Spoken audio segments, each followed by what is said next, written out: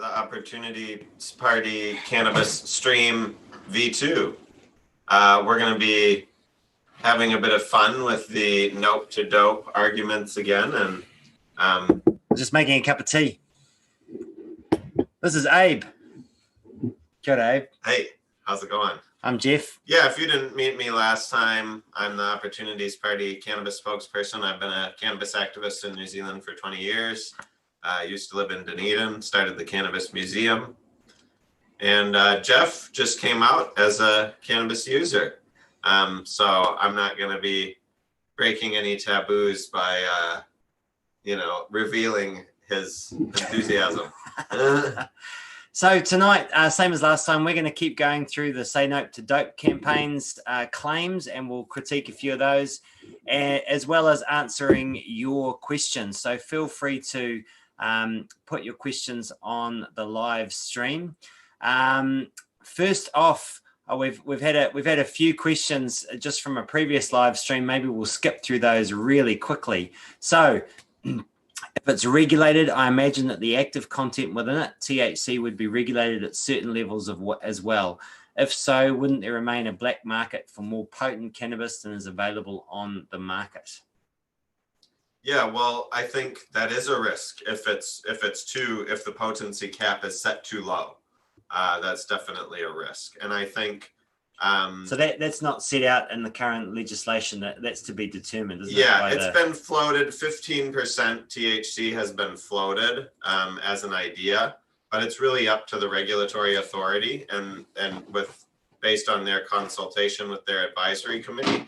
So hopefully, I think, hopefully we can get that right, or maybe when we have discussions at select committee, we'll discover that maybe a potency cap sounds good, but might not be as workable as it sounds. But look, this is always a trade-off, isn't it, with regulating any market, and that if you do put in place restrictions, that means if you regulate something too strictly, then you can keep the black market going. That's a real risk. Yeah, regulations have to take reality of human behavior into account as well. Like, they can't just be good on paper.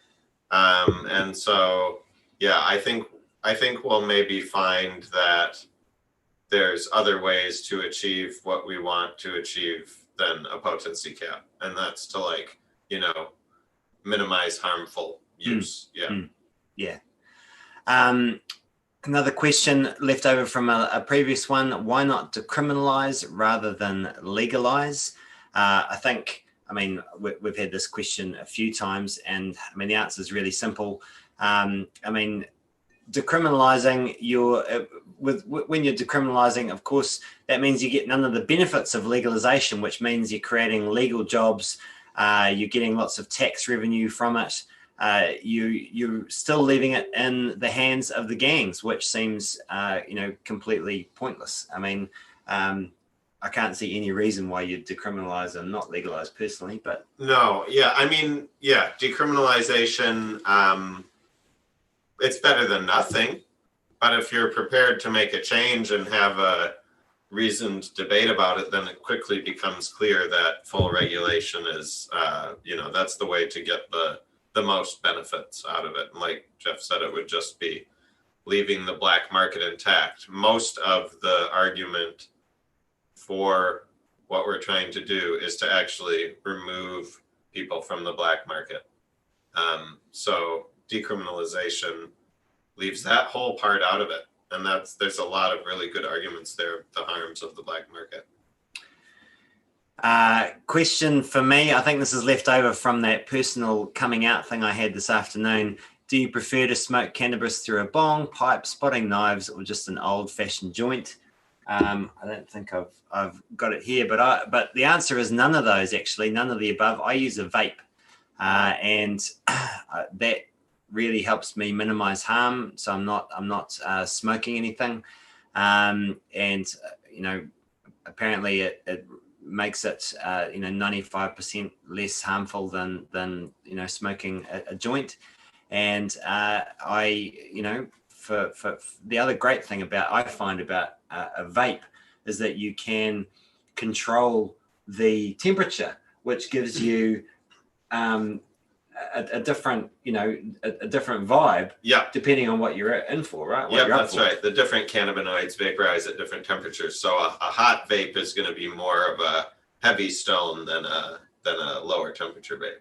Right. Okay. Yeah. And I tend to like a lighter temperature, generally speaking. But and what do you do with the what they call the ABV, or the already been vaped weed that's left over? That's the problem. I mean, that's counterintuitive for a lot of cannabis users with the vape, is here you still have this material that looks like, it could be okay maybe, and you're like, shoot, I can't get rid of this, can I? What are you going to do with that? Honestly, about every 6 months, I bake a banana cake. Okay, so you do use it for cooking. Yeah.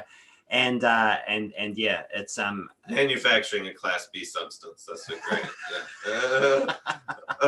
Thanks for putting that out. Okay, one last question that's been left over from previous things. What are your thoughts? I don't understand this question, so this is all on you, Abe. What are your thoughts on the 30-to-1 CBD to THC products and the medicinal uses around it? Yeah, so I mean, basically that's like essentially all CBD, but CBD and THC are the two most well-known cannabinoids. To oversimplify massively, THC is the one that gets you high.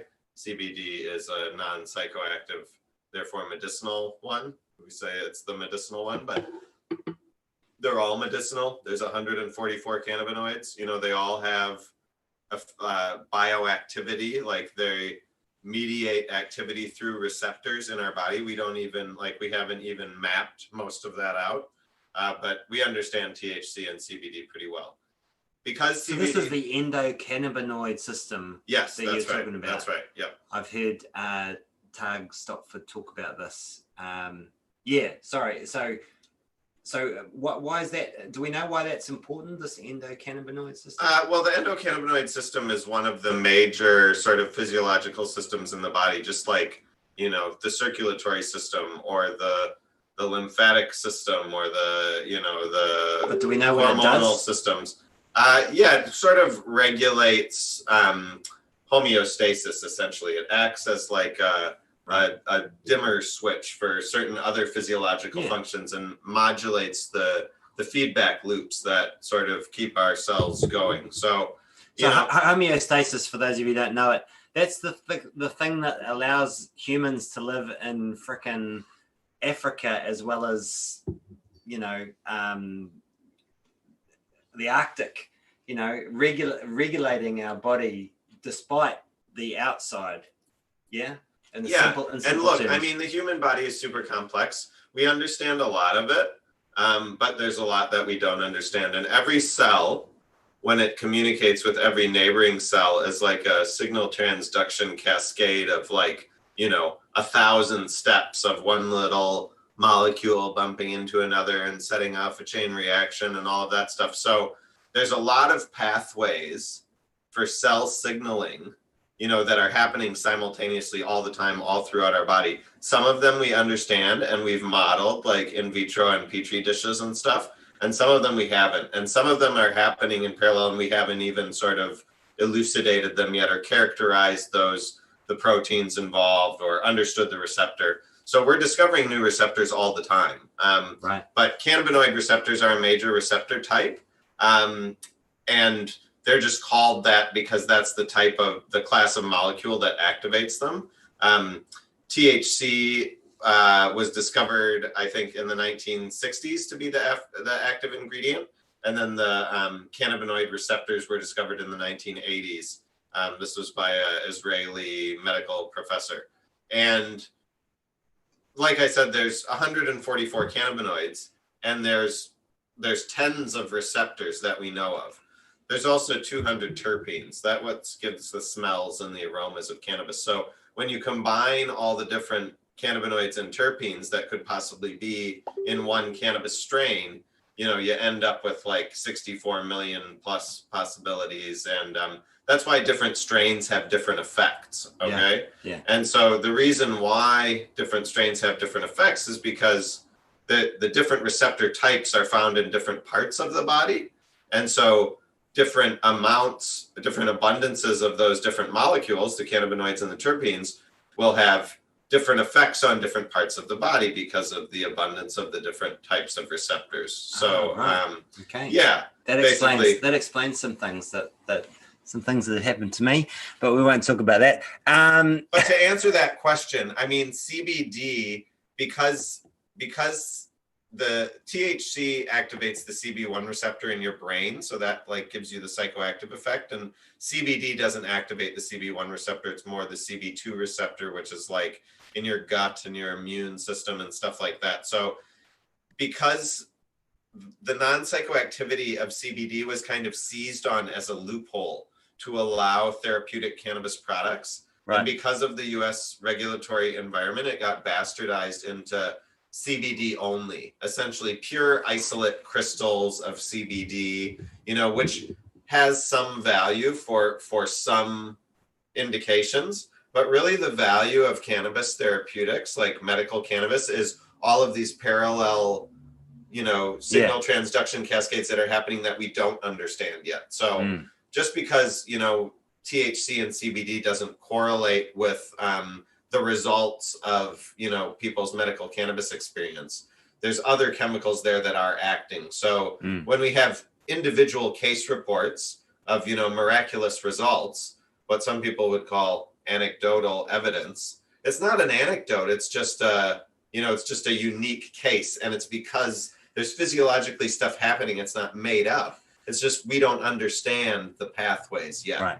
And so CBD alone can't do what a full spectrum cannabis product can do with all of those molecules together. It's what they call network pharmacology, where you have a lot of things working in concert simultaneously. Modern science struggles to deal with that level of complexity. And presumably that's also why synthetic cannabis was such a mess, because we were tampering with something that was far more complicated than... Well, it was taking those receptors and designing a molecule to activate them 100%, like all of them wholesale, when what we had evolved as over the last 12,000 years was to accept like mixtures of, partial receptor activation along with receptor activation or inactivation of other,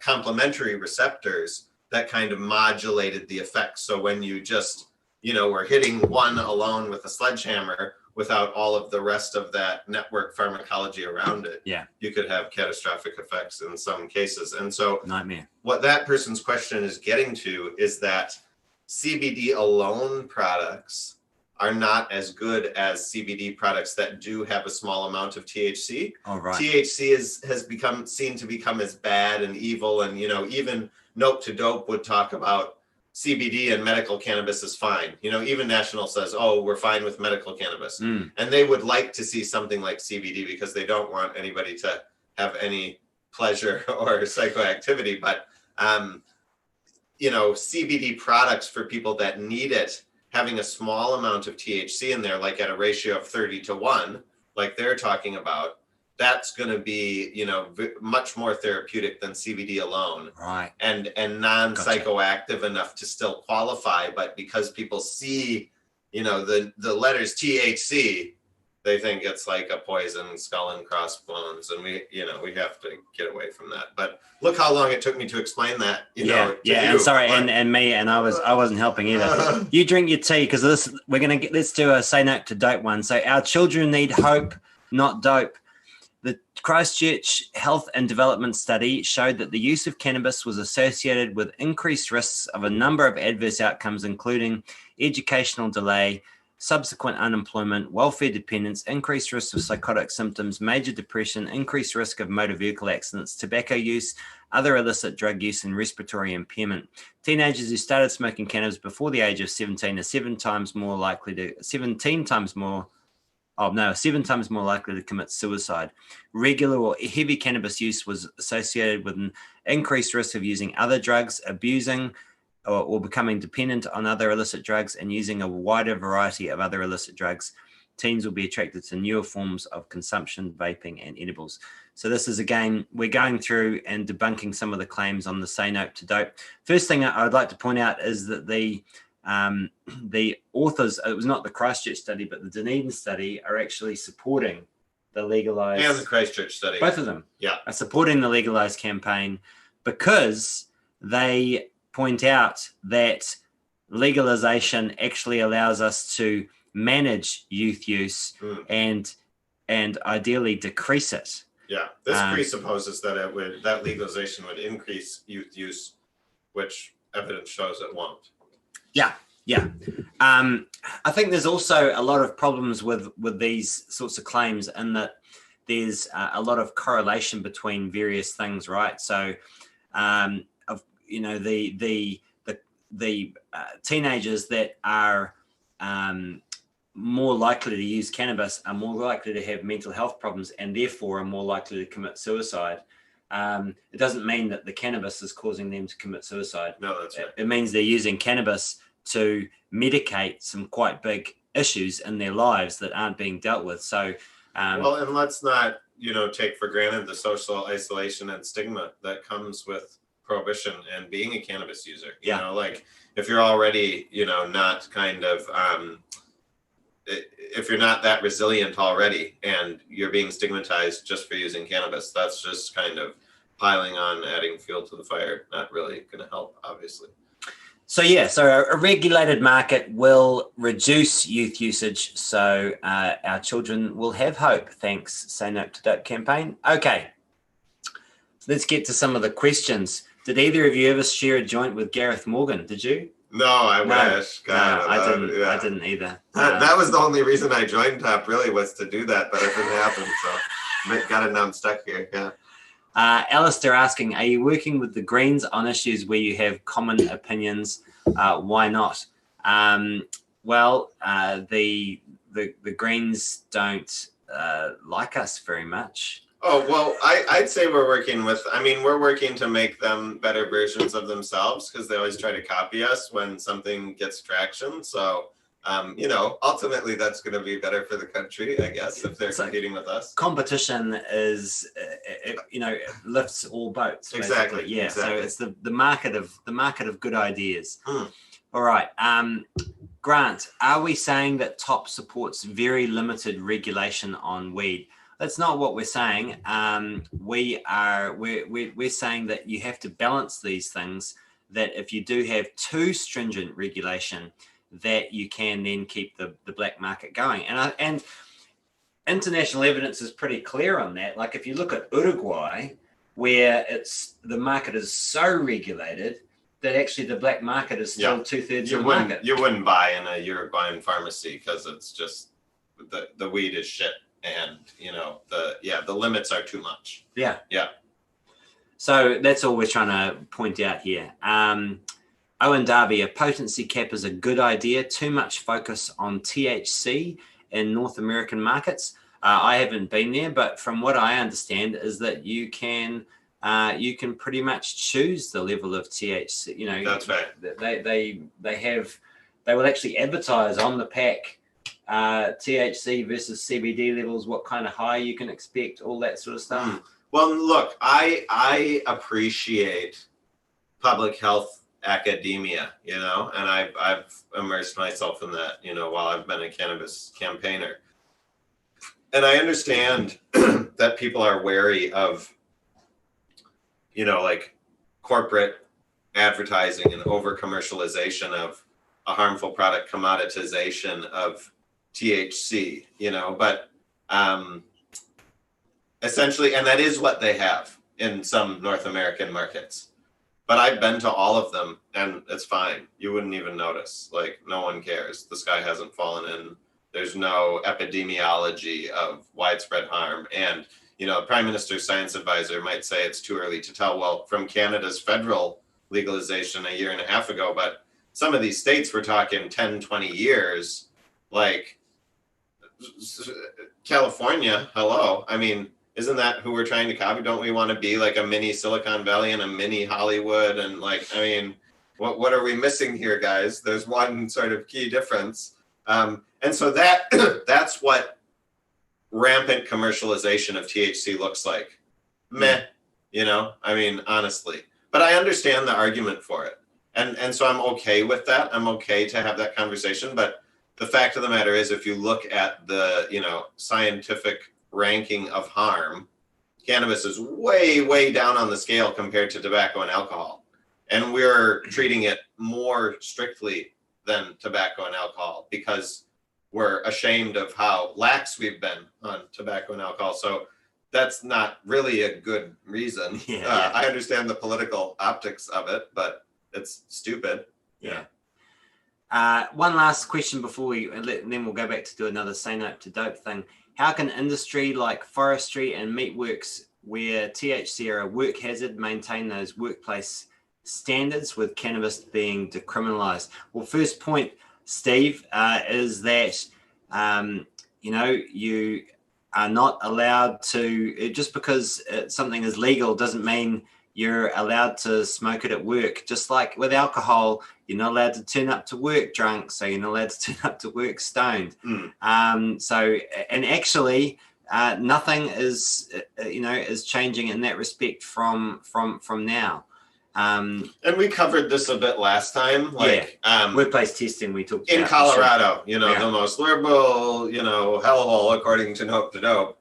They still piss test almost all employees, and unfairly terminate them just for using cannabis outside of work hours. Like that hasn't changed at all, basically. Yeah. But it could, and they could have a 2-tier system with saliva and blood if you were an employer that actually wanted to be, fair and reasonable and not like sort of force a discriminatory regime on cannabis users just for the sake of it. Yeah. You could do that if you tried.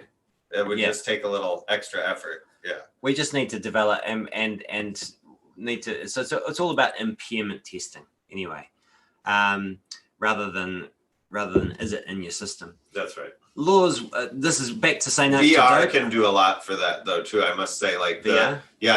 Using VR for like educating people with various tasks, like learning forestry jobs or, being a mechanic, stuff like that can also be really good for safety, trial, simulation, impairment testing type stuff. Oh, right. Yeah. Well, so you can give them a simulation which makes them feel as if they're stoned.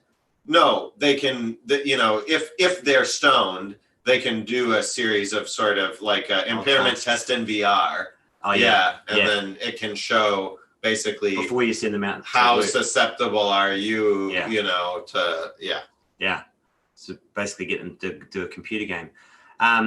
Laws work. This is the claim from Say No to Dope number 8. Laws work. The illegal status deters people from using.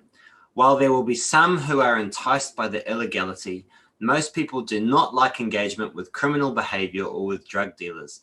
Laws and firm messages work. The end goal of the anti-smoking campaign, for example, is not slow down or moderate, but quit, along with a realistic understanding about the effort required to reach that end, with numerous strategies and support agencies assisting on the journey. And numbers overwhelmingly suggest that it is working. And 80% of Kiwis have tried cannabis. Yeah, I mean, one in 8 in the last week. They have a point, that laws do deter use in some groups. Unfortunately, those groups are the over 65s and definitely not the under 18s. No. So when you that's why we see an increase in use in the older. Yeah, when you legalize, you do see an increase in use in older age groups. Yeah. And is that mostly medicinal? No, it's substitution for alcohol. It's because it's people who don't use cannabis because it's illegal and they don't want to break the law. It's what Nope to Dope is talking. That's the people that the law is working to deter. Yeah. And so actually they're going and using a more harmful substance. Using a more harmful substance. So actually they'd be better off if they were using cannabis instead of alcohol. Yes. And then they are, and they do, and they find it's better, and they say, oh, it's not illegal, I'll try it. Like, oh, I'm not hungover anymore. Oh, this is actually fun.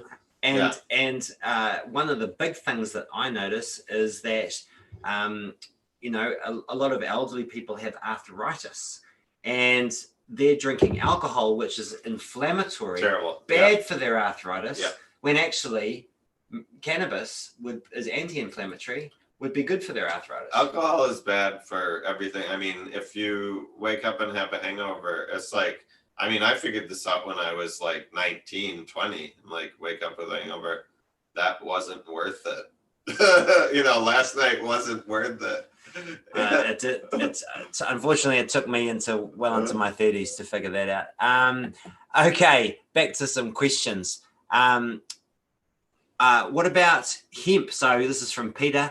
All the focus is on cannabis, but I'm more excited for the introduction of hemp, which could solve many of our issues created by our primary industries. What's Top's perspective? I mean, absolutely, there are huge potential with hemp. I understand one of the issues at the moment is that if you are farming hemp seeds, you can't use the hemp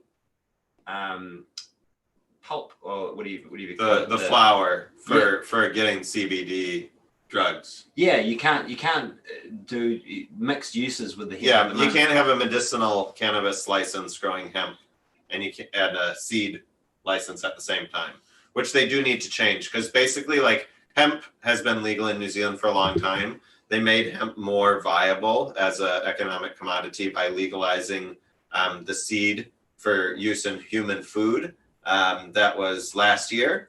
And so we've seen an explosion of hemp products on supermarket shelves. And it means that farmers can grow it and get a better return from it now. They could get 100-fold better return if they could take the flower husks that surround those seeds and save them and actually kind of like extract the oil from them to get CBD and other cannabinoids to make medicines. But at the moment, they have to destroy those sort of securely because it's a controlled drug. And that's the red tape part of the hemp cultivation that's really kind of holding it back. Yeah. So big possibilities there, Peter, but we need to get rid of the red tape. Because that would just make it so much more valuable for them to grow that it would essentially be a no-brainer, and it would be much more widespread. And then all of the seed and all of the stock material that goes into all these advanced composites and cool new technology, that would be a waste byproduct, you know, of the medicines that we would have piling up and up and up that we'd need to develop innovative uses for. That's what he's talking about. The biomass, That can't happen until big money is driving the accumulation of it. Yeah. And then once we've got that biomass, then you start getting into, well, you can remediate your land by having the hemp if you're growing enough of it.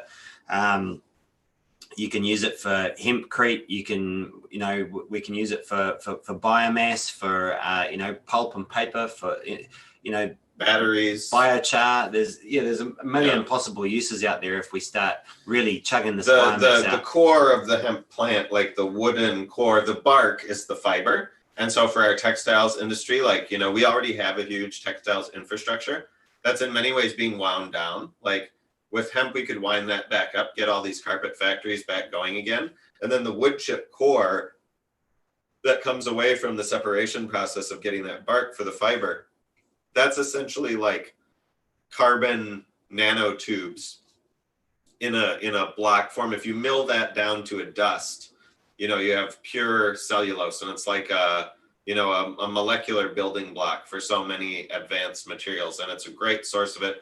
Grows huge amounts of it, very easy to process in a great state. And that's the real promise of hemp for those type of technologies. Lightweight advanced composites, fuels, batteries. Jerome, will legalizing weed take the power from gangs and lead to heightened gang activity, specifically more emphasis on other drugs? One thing that we do know is that in areas where cannabis has been legalized, violent crime has fallen. Now, it's impossible to know 100% why, but the main theory that I've seen is because police are not spending as much time worrying about minor crimes such as cannabis, and they're focused more on the big stuff. Well, in my experience, gang activity isn't because, people are bad and evil. It's because of economic deprivation. And so, if we could do something like a cannabis industry, and we're not going to have a thriving cannabis industry if we overregulate, But if we could have a thriving cannabis industry, there wouldn't be as much economic deprivation in these areas. And these people that have been outcast from society because of their choice of hobby or recreational intoxicant could actually be brought back into the fold and be kind of like productive citizens. And, you know, people who are excited and interested in that stuff wouldn't have only the gangs to turn to fuel and finance that enthusiasm. Question from Michael, and again, I got no idea on this, Abe. Is it safe to take cannabis eye drops and cannabis suppositories? There's no over to you on that. There's no cannabis eye drops that I'm aware of. We talked about this last time. Nope to Dope talks about they put cannabis concentrates in their eye. That would just sting and burn and would be really bad. I would never recommend that. I mean, maybe they've come up with some formula I'm not aware of, but it's really stingy. Cannabinoids sting in your eye. Like if you've ever been, you know, trimming a plant and got the sticky finger hash and then rub your eye, like that's not a good situation and actually can get infected and stuff. So I wouldn't do that. And what was the other thing besides suppositories? Suppositories are good. I mean, not for me personally, but for people that have no other ways to consume, you know, for people that are really sick and, you know, can't swallow anything or can't breathe it in or, you know, their lungs are for whatever. Medicinal, Suppositories can be a really powerful delivery method. And a huge thing overseas in the North American jurisdiction is actually vaginal suppositories for women's complications dealing with menstruation, just for like cramps and stuff. Relief. Period pain. But then also for sexual arousal purposes, there's a whole sort of you know, sex enhancement cannabis therapeutics industry that's developed overseas and cannabis products for women. Down there. So much. There's a whole new world awaiting us, folks, if this passes. So go Google that.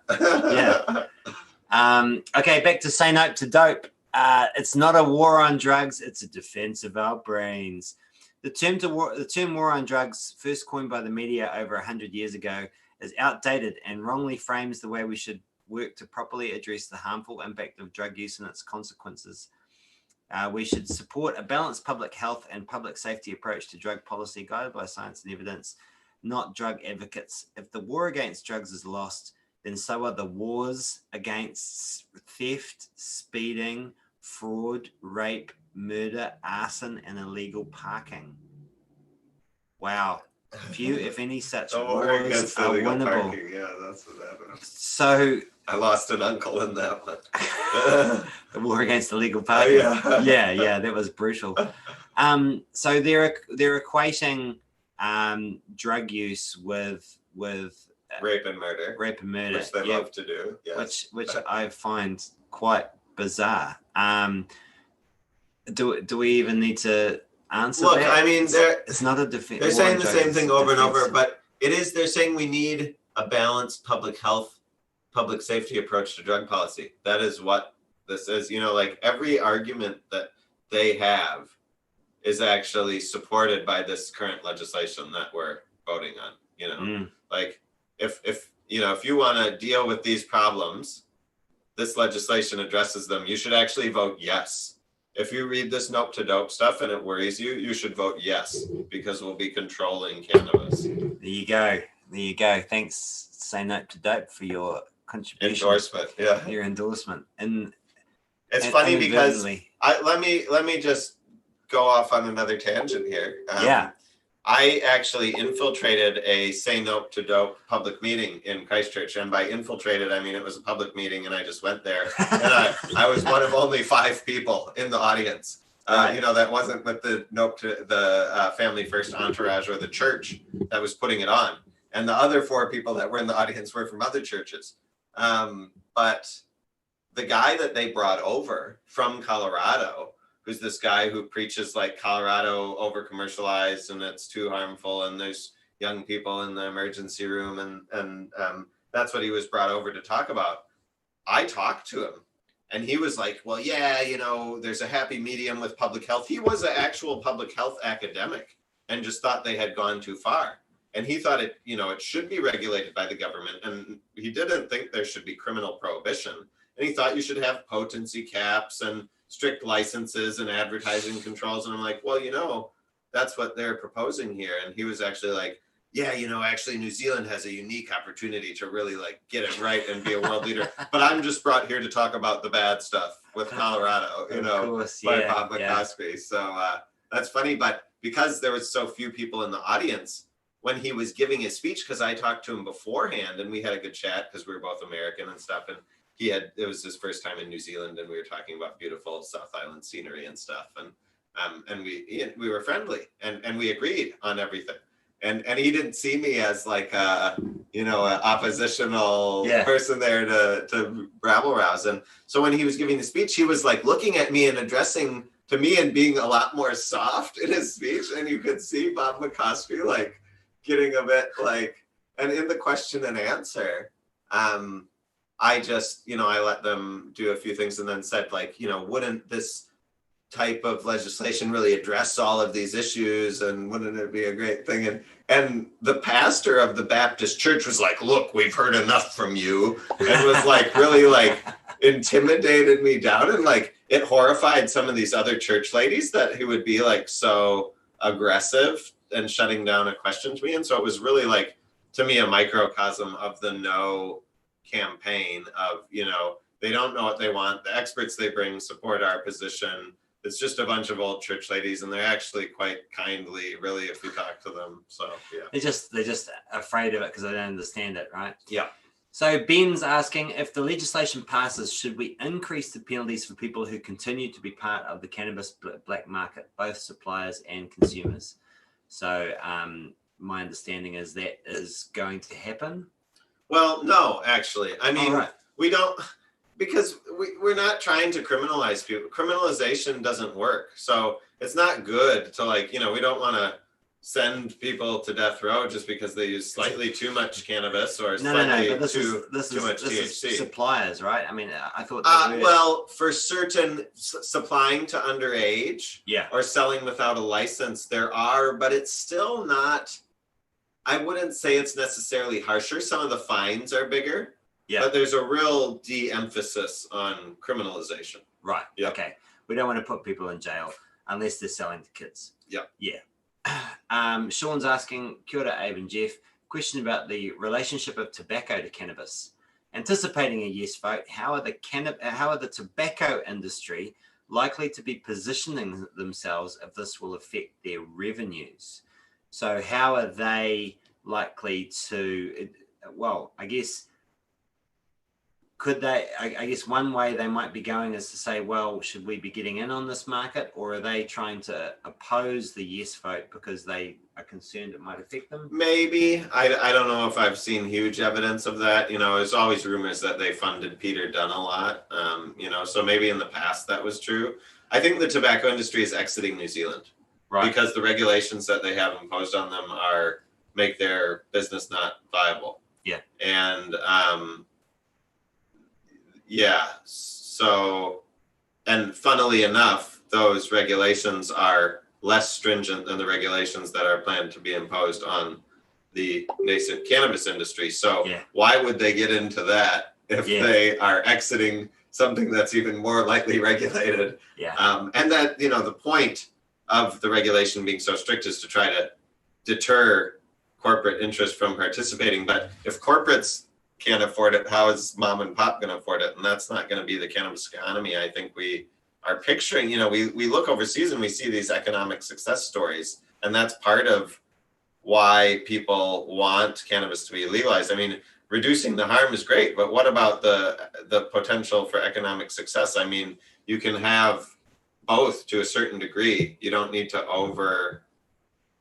emphasize the harm reduction at the expense of any economic activity. That's what I worry we might end up doing. Yeah. Grant's asking where I got the mug from. Can you read it on there? It says Golden Bay. There's a potter in Golden Bay, and this one was a second. Have you ever vaped cannabis in Golden Bay or smoked? Oh, of course. Yeah. Okay. Yeah. All right, you're cool. Okay. nobody is being locked up. It's back to say no to dope here. Nobody's being locked up for smoking a joint. Part of the health argument is based on the myth that petty marijuana users are filling our prisons. But in the last 3 years, only 16 people in total have been given a prison or home detention sentence for using cannabis. I know all of them. All 16? No. I know a couple of them. Yeah. And these sentences are influenced by their previous offending history. Most are in prison. International studies show most are in prison for drug-related offences, that is, crimes committed while on drugs or crimes committed in order to obtain drugs. Public safety and health should take priority. I mean, they do have a bit of a point on that one. I mean, because I think the government has moved to effectively decriminalize. Yep, de this facto sort of stuff. decriminalization. Yeah, they do have a point. No one gets locked up, but there's still a huge cost to the justice system and the enforcement. Yeah, of cannabis. Yeah, and also, I mean, simply when police smell cannabis, it gives them the right to search people. Yeah, which often leads to all sorts of other minor felonies being found. And the stigma in the community and the effects of a conviction. Like, you don't have to be sent to prison to have your life ruined by prohibition. Yeah, that's right. Yeah. So let's skip through that one. Another one from Say No to Dope. Pregnant mums and their unborn babies are at risk. Legalization of marijuana has led to major concerns around pregnant mums using the drugs and more newborn babies failing drug tests. Okay. This is where it gets crazy. Doctors caution that marijuana's effect on a fetus could include low birth rate and developmental problems. A recent study of 500,000 women found that marijuana use doubled amongst pregnant women between 2002 and 2017 and is most common in the first trimester. This is due to increasing acceptance of cannabis use and decreasing perceptions of cannabis-associated harms. Crack baby, weed crack babies. Yeah, I mean, that's what they're trying to conjure up image. And they actually found that the, when you adjust for socioeconomic status and all of that, and they compared, mothers who smoked cannabis during pregnancy and those who didn't. And you're comparing for all those socioeconomic and education factors, the babies of the mothers who smoked cannabis actually did slightly better. And they just thought that it wasn't anything physiological from the cannabis that made them do better. It was just the personality types of the mothers who tended to smoke cannabis during pregnancy, like essentially using it as a herbal remedy, like a therapeutic to, with pain of childbirth and, those type of complications and pregnancy, morning sickness and stuff like that. Just tended to be a bit more together mums and looked after their health better and, made better use of their socioeconomic status, whatever it was. And so it wasn't the cannabis per se that was, making these babies better off, but it was just mothers who tended to look after their health and saw cannabis as a natural, non-toxic therapeutic for pregnancy complications tended to have healthier babies. Yeah. Wow.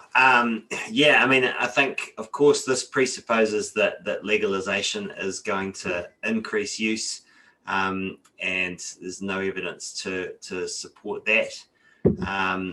So thanks again. But look, I mean, we have a fetal alcohol spectrum disorder epidemic in New Zealand. Huge. Like totally undiagnosed. Huge. Like, you're talking about the main sort of social activity in New Zealand is getting drunk and hooking up, and like you're not going to know you're pregnant.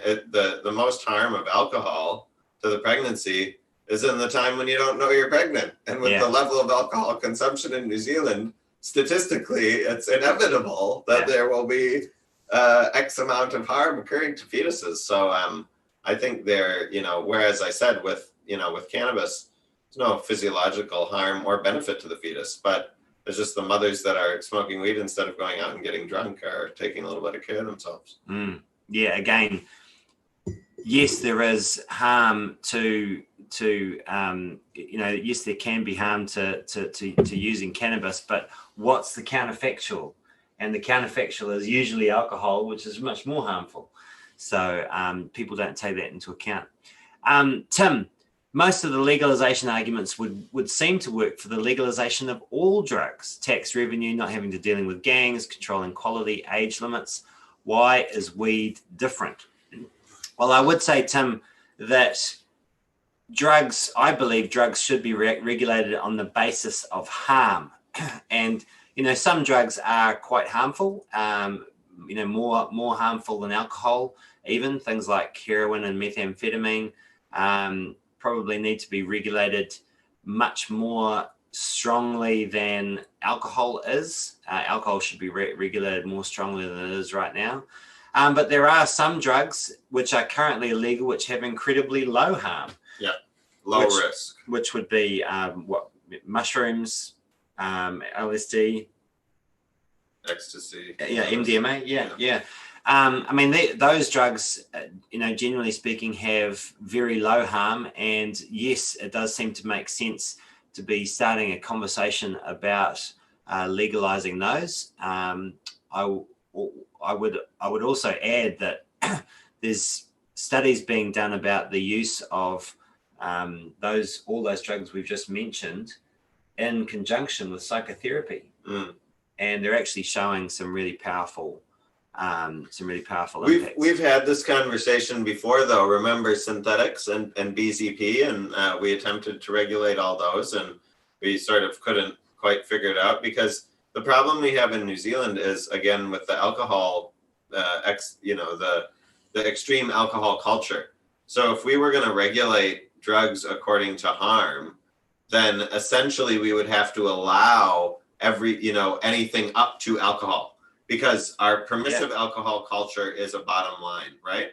So we can never modify that or give that away or change that in any way. So that means that we have to allow then all this other harmful behavior, if you thought about it logically. Yeah. So when it came to synthetics, for instance, we were going to allow low risk products to be sold in licensed premises, but we could never define what low risk was, because as soon as we defined low risk, if alcohol exceeded that threshold, then it was a very uncomfortable conversation between the alcohol companies and the politicians that they've, paid to be so permissive. Yeah. So this low risk, high risk ranking of harm, we've got to do it. And alcohol might not make the cut, because if it does, we're accepting to put up with all of the collateral damage. And, look, we could say that's really important to us. We're just going to mop up afterwards.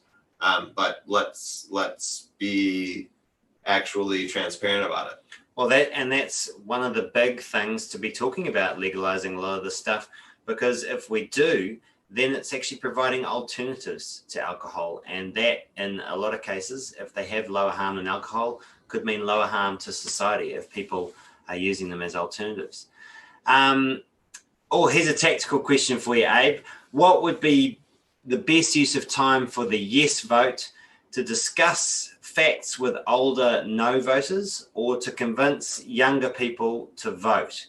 I think my response would be, you've got to learn to distinguish between the persuadable no voters and the non-persuadable no voters. Like, if there's a bunch of people who are just voting no because they're not informed, go for it. Yeah. But if there's if there's someone who's you're never going to change their mind, clearly, and waste hours and it's hours. Terrible. It's a terrible drug. Just don't even bother. Yeah.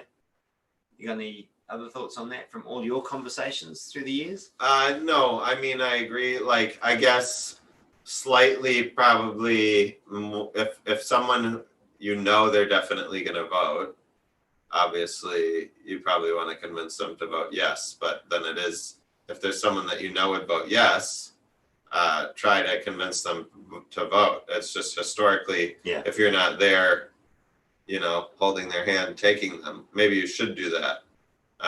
But that might be just a little bit less reliable than the person who's definitely voting already. Mike's saying we should absolutely legalize, because cannabis will save us from this economic crisis, particularly get the cafes going. Nice, Mike. Everyone needs the munchies. Grant, nothing will make Zoomers stop smoking faster than seeing boomers do it. Awesome. All right. So let's try one more say no to dope thing. The link, this is good. The link between cannabis and child abuse / family violence. Oh my goodness. The image of the laid-back, chilled pot smoker can be deceptive. A certain percentage of people who use marijuana can experience psychosis and may become violent. In 2018, researchers at Ohio and Tennessee universities found that marijuana use was associated with psychological, physical, and sexual intimate partner violence. A University of Florida study in 2011 found that frequent marijuana users in adolescents were almost twice as likely to become victims of domestic violence. Blah, blah, blah. Texas reported that marijuana was the most used substance connected to child abuse and neglect deaths. Similar finding in Arizona in 2017.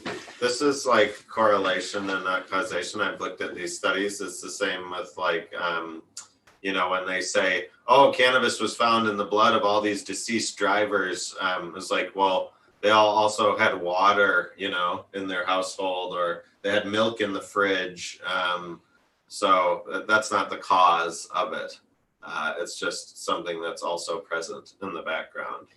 And we know, we know for certain that cannabis is far less harmful than alcohol.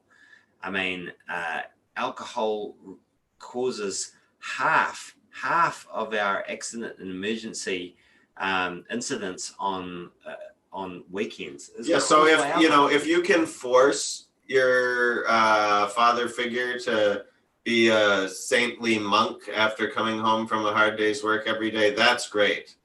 But if they are going to do something, would you rather have them downing a 6-pack and maybe getting a little bit stroppy, or smoking a joint and maybe falling asleep before dinner? I think, obviously those are stereotypes, but there's some truth to that. And I'm a parent.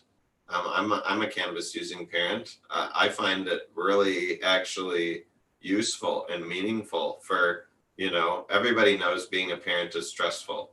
If you can find something to prevent you from, getting angry, or, having a little bit of perspective, or being calm or more empathetic, that's great.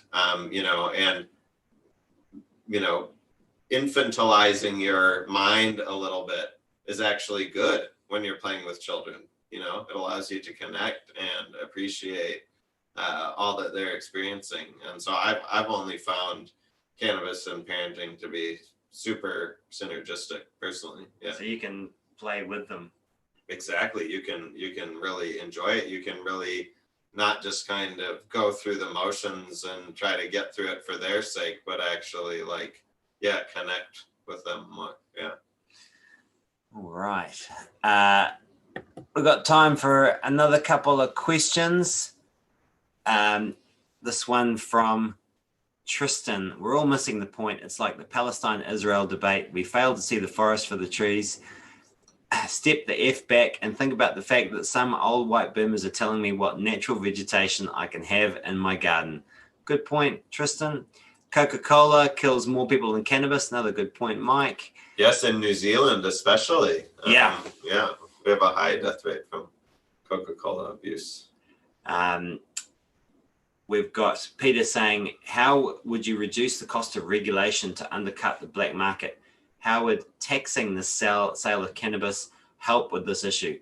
Well, Peter, generally speaking, marijuana, cannabis is actually quite cheap to produce when you're allowed to do it, if you can do it at scale. So,